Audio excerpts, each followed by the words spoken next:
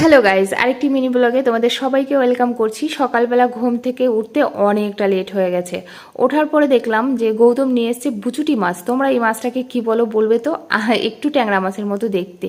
তো মাছটাকে বেশ ধুয়ে তারপরে পরিষ্কার করে একদম স্নান করে চলে গেছি ছাদে, যেহেতু বৃহস্পতিবার বলে কথা, একটু ঠাকুর পুজো দিয়ে তারপরে রান্নাটা বসাবো।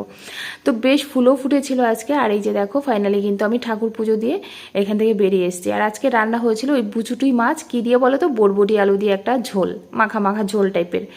খুব সুন্দর হয়েছিল খেতে। আর করেছি বেগুন ভাজা, আর ডাল তো কমন, সেটা আর তোমাদেরকে কি বলবো।